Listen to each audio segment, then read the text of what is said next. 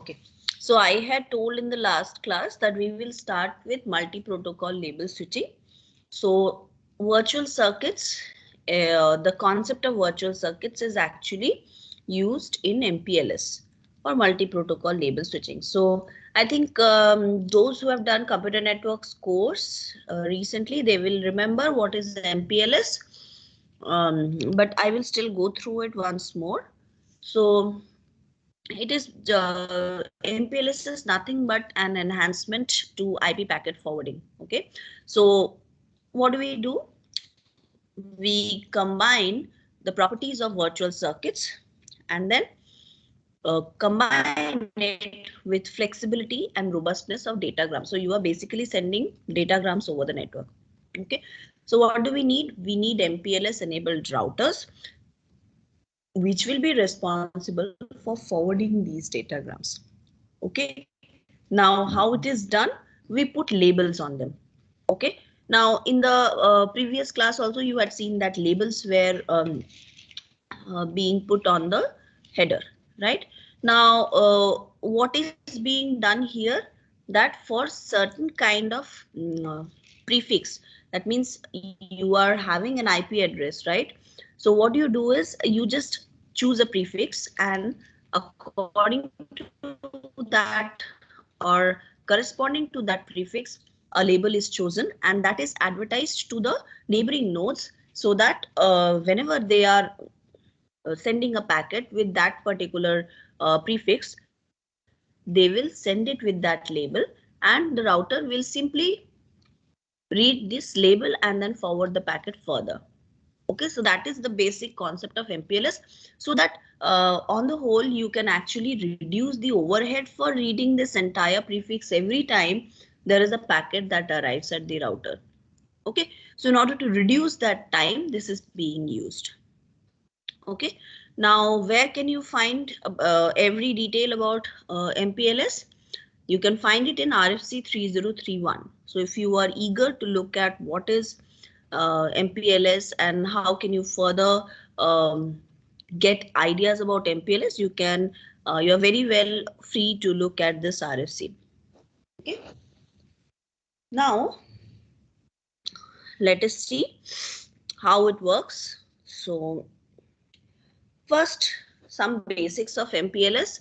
MPLS is said to work between layer 2 and layer 3. Okay, although it is independent of these two protocols, but it is said that it is a layer 2.5 protocol. Okay, so it stays in between the two. All right, so what it does, it basically maps IP addresses to labels. I just told that.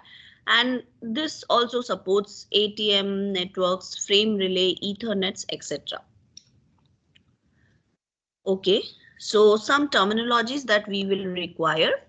First is that I told that routers should support MPLS, right? Those, if we want to have a MPLS supported network, the intermediate routers must support MPLS.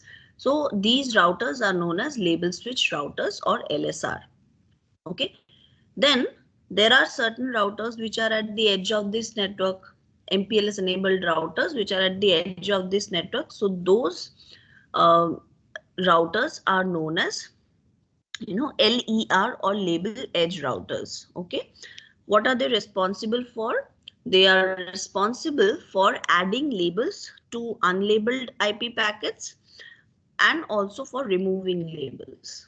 So those LERs or edge routers where the packets are actually arriving, that is, if where ingress is happening, those LERs will be responsible for adding labels to the unlabeled IP packets, and those edge routers from where the packets are actually outgoing, that means egress is happening, there the task would be to remove the labels from those packets. So these are the two main tasks of the label edge routers, apart from, the basic task that they are doing. So then when you are transferring a packet over a network from a source to a destination, you would be requiring a path, right? Now when you are using MPLS, so The path will be defined by the labels through the LSRs between the two edge routers or LERs.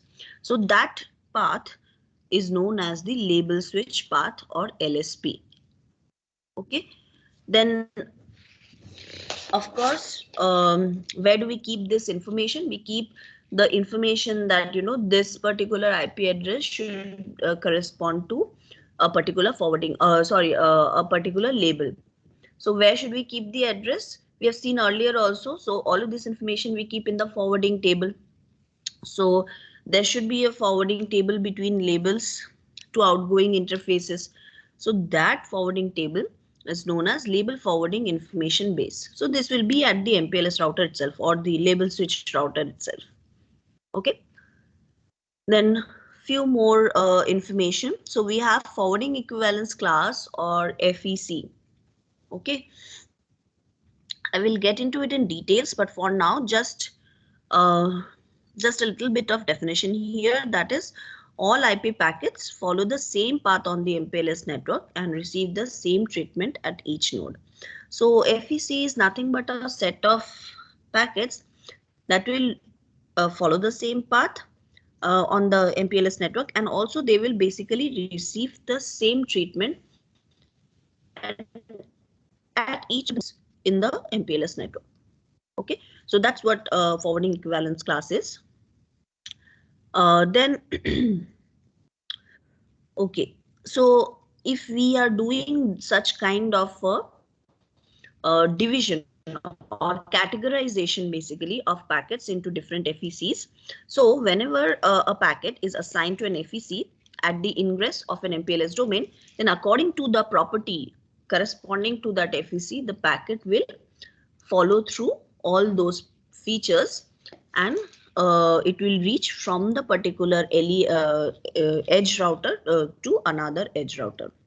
Okay, so this will become a little bit more clear with some diagrams.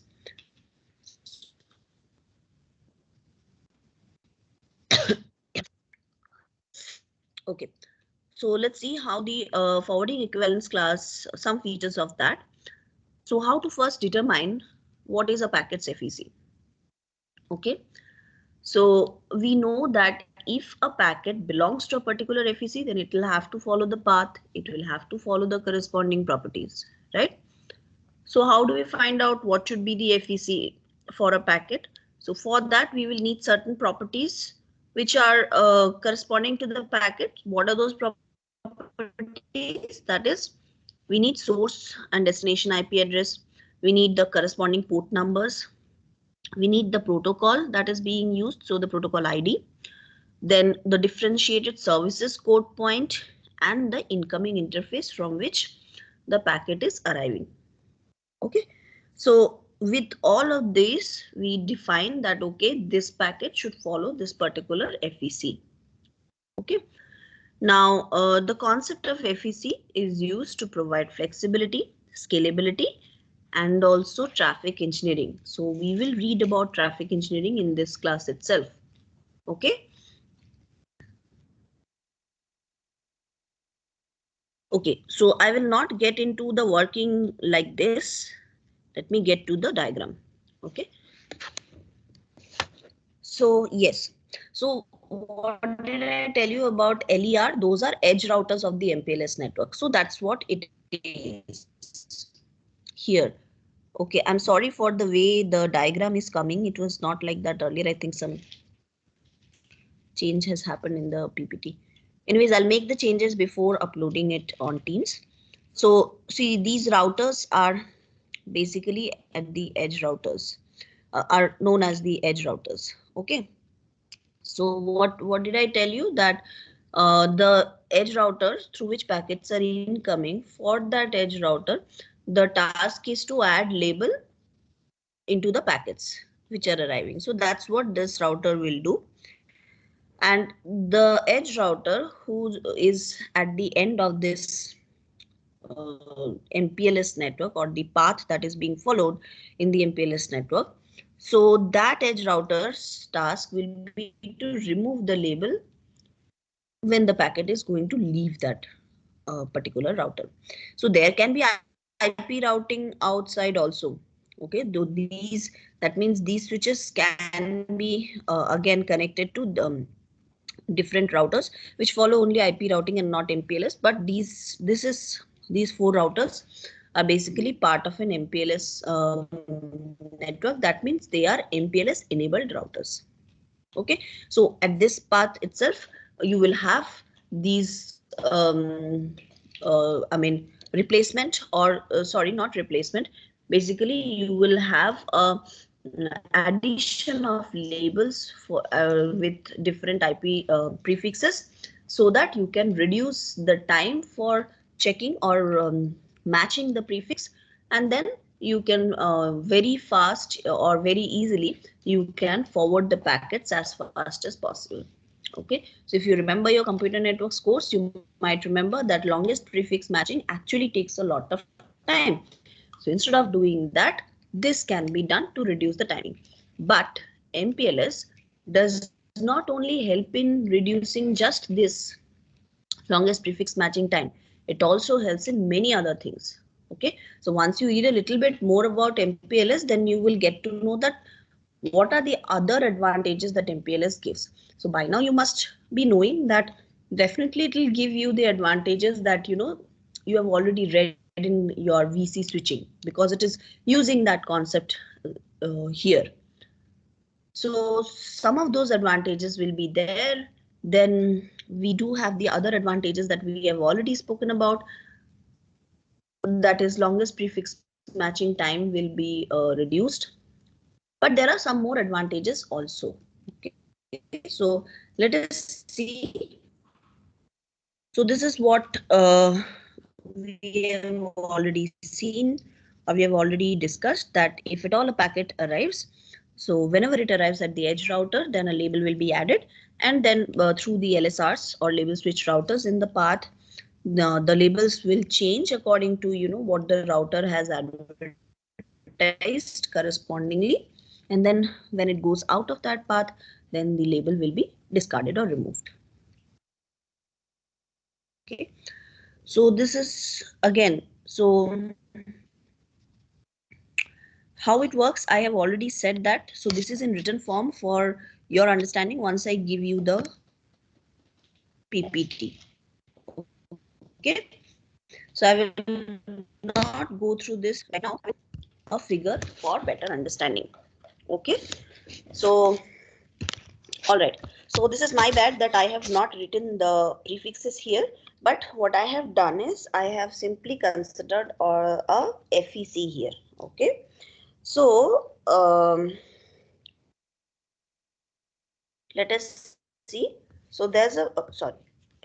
So there's a router here. Okay, these are all MPLS enabled routers. Now there's a packet that is arriving. So we have an interface out and label out.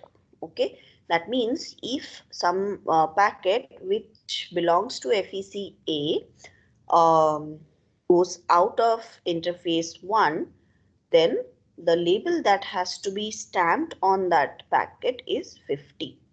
That is already there in the forwarding table of this particular router, and that information is stamped on this, and as you can see here, it is moving out of this interface and 50 has been labeled here. But you might ask me the question that how would anybody know that this is the label for this FEC and all that. Okay, so we know that FECs are basically we categorize FECs, packets to FECs, depending upon what is their property, that is source destination address, what is the path, what is the QoS, etc. Okay, so those kind of packets will be treated in the same way. Okay, so that is what FEC is. Now suppose I am starting from the beginning. Okay, beginning means I need to have prefixes, and what should be the corresponding interface, and what should be the corresponding label. Okay, so every router will basically advertise that if there is the packet that comes with a particular prefix, then please label it with some value that is determined by the router side only. Okay, so the particular router will allocate label to its prefixes, and then so that label will be definitely chosen at its own convenience. And what it will do is it will advertise that this should be the label for this prefix for a particular router. So suppose, can you guys see my mouse? Is my mouse visible on the screen when I am moving it? Yes, ma'am. Okay. So you can see that this middle one, right? The middle one router. Okay. So suppose this router is saying that, if something is incoming at interface number 3 of this router, then it has to be labeled as 50. Okay, so this router wants that if something in some packet is incoming with a particular IP address, of course, that prefix, it is my bad, I have not put that prefix. So that with the prefix, if something is coming from this interface, then it should be labeled as 50. So what would this router do? It will advertise to its neighbors that if there is some packet which is coming via interface 3, or you are sending it via my interface 3, then please label it as 50. Okay, so then these information, they are basically sent out to everybody. Okay, now you can see that in this particular router's forwarding table, we have this information here. That is, the out label for the packet should be 50 because it will be arriving at this router at interface 3. That means it will be outgoing from this router from interface 1. So whenever there is a packet that will arrive now, which is having a particular prefix or belongs to a particular FEC and has to go out of this particular interface number 1 of this particular router. So then it will check the forwarding table, find out that okay, the label is 50. So this router will add that label into this particular packet and then forward it over the network, over the interface, output interface. Then at the input interface of this router, it receives that okay, there is some packet that has been received at interface 3 and it has label 50. Okay, so we also know that at the forwarding table we do have the information that if something comes with this particular IP address, then what should be the corresponding output interface, right? So with that, here also we will have the corresponding output interface here, but then there is a label here that is 40. How is this label coming? So that means the other router, that is the link through which it will go out, the other router has mentioned that if something is incoming with from my at my interface 3, then please label it as 40. So that advertise has already reached this router and it has updated its forwarding table. So whenever this packet will reach here with label 50 at interface 3 for this router, then it will check the forwarding table. It will find out that the corresponding output interface is 1 and therefore the corresponding label should be 40. So 50 will be replaced by 40 and then it will be transferred over the medium. Okay, so what is basically happening, that you are reducing on the time of reading the prefixes. You do not have to read the IP address here. You simply have to check the label and then you have to replace the labels. That's it, you are reducing on the time. Okay, so this is what MPLS is. All right. Now, can anybody tell me that what else can be the help for MPLS apart from, this longest prefix matching and something? Can there be any other use cases for MPLS?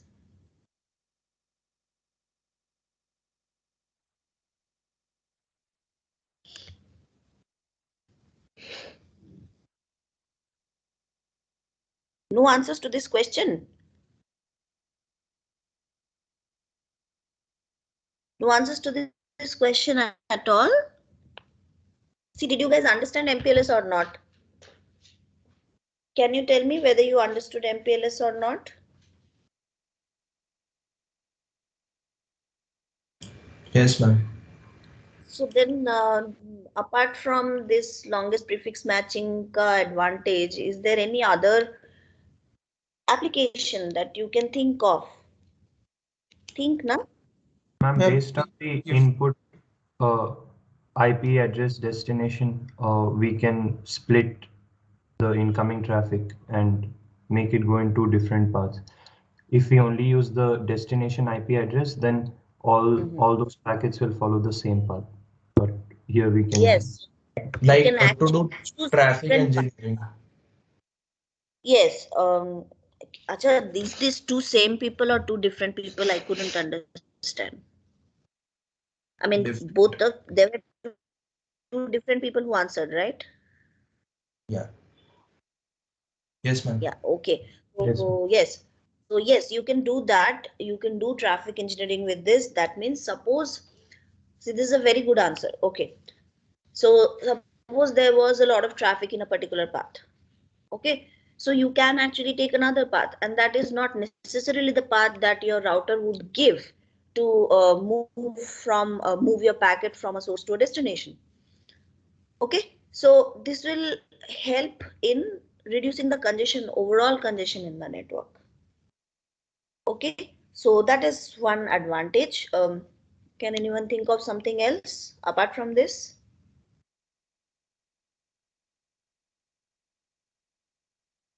You are creating a path from a source to a destination. This is a hint. So can you think of some application for MPLS? Virtual path, virtual network.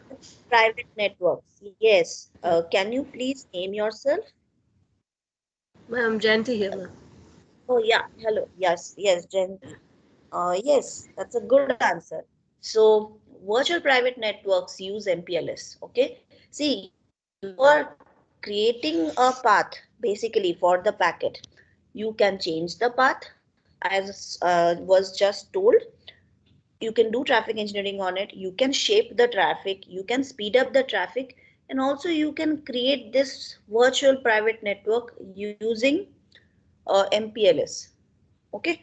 So you are basically creating a path between the source and the destination, which may not be used by anybody else because you are using, see, because of this FEC. See, for FEC, what will happen? A particular type of packets will follow a particular set of features or particular set of rules.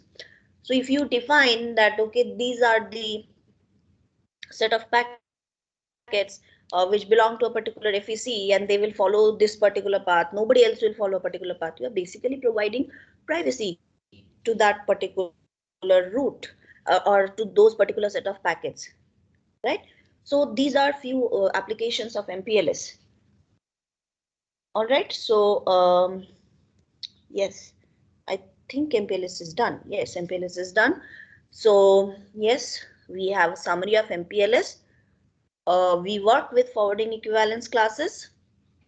We already know what are forwarding equivalence classes, and at the ingress of the MPLS network, IP packets are classified, they are tagged with a label, and then they are routed to their corresponding MPLS routers or LSRs, which are in between that MPLS network. Then what is the third point? That at the next router, this tag that has been given by the edge router, that is used to determine what should be the next destination. Okay. And once the tag is read, then after that, if it has to move, then it will be removed. The tag will be removed. And if it will be replaced if it is going to another LSR, and if it is not going to another LSR, if it is going to another IP router, then the tag will be removed before leaving by the edge router. Okay, so this is the summary of MPLS networks. Okay, Now, applications we have already studied. So traffic engineering, virtual private networks, and quality of service. So these are some applications that we have for MPLS. All right.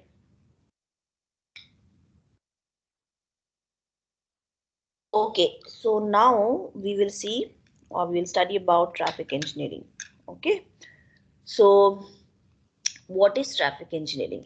Okay, so if we go by the definition, traffic engineering is the process of distributing traffic flows through the network so that we achieve load balancing. So I just give you an example during MPLS, that if there is a lot of congestion at a particular if there is a lot of congestion at a particular path, then you can actually move the traffic through another route.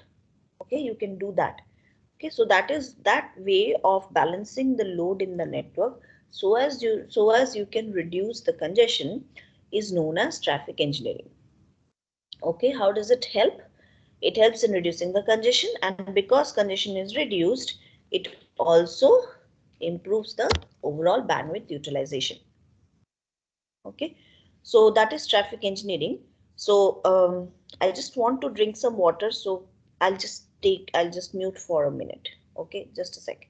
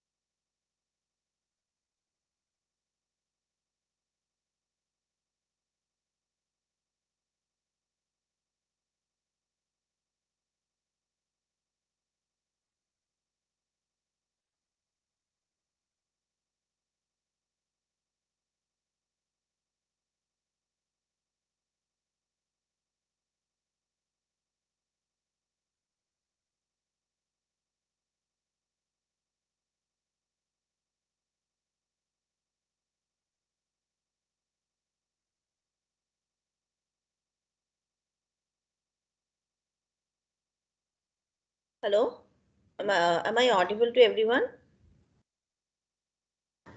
Yes, ma'am. Yes. So yes, so we have two main approaches that we can use for traffic engineering. One is by using adaptive routing protocols, and another is by using adaptive network management system. Okay, so what is adaptive routing protocol? So what we do in adaptive routing protocols is that we distribute the traffic and the performance measurements. And how do we do that? We basically compute the paths based on what is the load that is incoming and what is the requirement for the incoming traffic. Okay, so this is done both at the packet level or at the circuit level. Okay, so this is what so using adaptive routing protocols, if there is an incoming traffic that is basically too congested, what you do, you first compute the paths, and then you see that okay, this much load is arriving, this is the requirement, so accordingly you compute the path, and then you can actually segregate the traffic accordingly. Okay, so this is a way of traffic engineering. Another one is that adaptive network management system. So what we do, we collect measurements of traffic and topology. Is the second point visible to everybody, or is it only in my system it is showing that the second point is not visible? Not visible. It's not visible. No, I'm sure I have given slideshow, but why it is showing like this? So let me show you here itself. Where is that point? To see, yeah, the point is that you optimize the setting of the static parameters. So this is nothing but let me just go there. So this is nothing but this is basic network management system. What you do is you just check or you just measure the topology and what is the amount of traffic that is going to be arriving, and then accordingly whatever static parameters are there in your system, you just optimize those settings and accordingly you will move the traffic. Okay, so this is what traffic engineering is. So nothing but set of protocols, set of techniques that you use so that you can ensure that your network is load balanced. Okay, so that's what traffic engineering is. Now, a few more features of traffic engineering. So it deals with the application of probability and optimization theories for the analysis, analysis and design of service systems. Okay, so why do we do this? Okay, we are doing traffic engineering so that we can have a load balance system and we can actually provide a better QoS to our customers. Okay, if we are guaranteeing to our customers some QoS, then we are doing traffic engineering to guarantee that QoS. If we are not guaranteeing any QoS to our customers, then also just in order to ensure that you give better quality of service to your customer, we use traffic engineering. Now how do we do that? Okay, how do we find out that if I am working out with this path, then I will get a better QoS at the end? For this you need to do analysis. You need to analyze that with this amount of incoming traffic, how much of delay will be there in this path, so that I can have so that I will see that whether it is going beyond the QoS that I have set up for the customers. Okay, so that requires some analysis. We have to study this analysis. Okay, that means you are calculating or estimating the performance of this particular network. So that is one thing that traffic engineering will deal with. Then the design, that means the evaluation of which resources to use and how much you should use. That also is very important. And of course, both of this of the service systems that you are using. So input output function with given whatever quality specifications that you have given, for example, the protocol, the router, the server, etc. Okay, so if you remember, when I was talking about the syllabus, I was talking about queuing theory and other performance analysis techniques. So there, this analysis comes into picture. Okay, we are calculating or estimating the performance of the network. Okay, so when we go to the next modules, then we will read about queuing theory and all. But for now, let us just see here about traffic engineering only. We will get to those other concepts a little bit later in this course. Okay. So a few more concepts on traffic engineering. So what is ITE or Internet Traffic Engineering? So this is basically a concept that deals with the issue of performance evaluation and performance optimization of operational IP networks. So it's nothing but what its name suggests, that is traffic engineering in the internet. Okay, that means the IP networks. Now, what is the objective of this ITE? So, of course, it wants to enhance the performance of the operational IP network, where both at the traffic and the resource levels. Okay, so that's the objective for ITE. And what are the different performance measures that are used? So traffic oriented performance measures which are used in this kind of networks are delay, jitter, packet loss, throughput, etc. So if you remember your computer networks class, or whenever you might have read any paper, you might see that these are the performance metrics that are used to actually see that whether the network is actually performing better or not. And this is the reason why we use these kind of performance measures, to understand that whether the network is actually performing in the way that you want, or it is not performing in that way. Okay, so these are our traffic oriented performance measures. And how can we achieve optimization through this? Because that is our basic goal in ITE. So we have to do either capacity management or we have to do traffic management. We know how to do traffic management by now. We can use adaptive routing protocols, or we can use network management protocols. And how to do capacity management? We can do capacity planning, we can control routing, or we can do any other kind of resource management. Okay, so resource management in the sense, let me just give you an example. Okay, so suppose there are we see some base stations, no, here. You know how base stations are, how they look like and how they work. Okay, now suppose there is a base station which is at a place where a lot of traffic is coming. Okay, that means too many people are near that particular base station. They are sending a lot of requests, video requests are there, too much of downloading is happening. So that base station is basically getting too much requests. And if it's getting too much requests, then what will happen? A lot of data will be just queued. Okay, because it is waiting for its chance to get transmitted, because we have limited bandwidth, right? So then what can be done? Some technique or some way can be used so that this base station which is getting overloaded, it can distribute these incoming requests to its neighboring base stations. What will happen with that? That it has, suppose, see, every base station has a limited amount of bandwidth or a limited amount of storage and memory capacity available with it.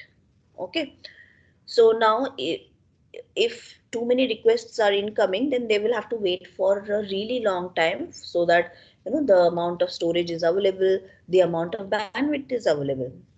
Okay, so what it will do, it will then distribute that large amount of requests to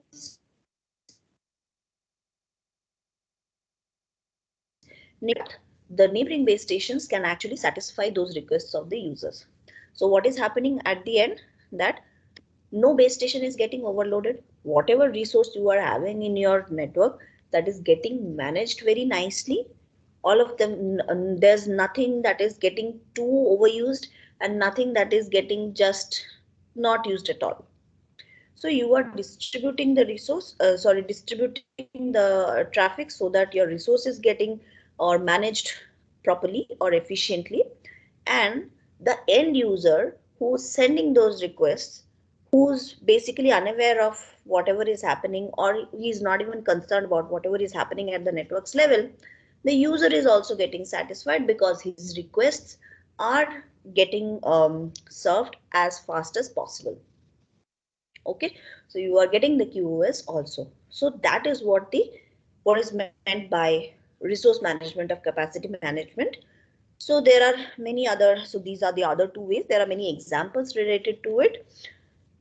So this is what we have for capacity management. Traffic management we've already studied. Let me see whether there are some other points or not. Yes, so we do traffic management. How do we do it?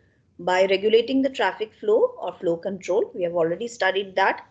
Queue management, I've already told you that queuing theory will be required for this. Basically, how many people are getting or how many requests are getting queued?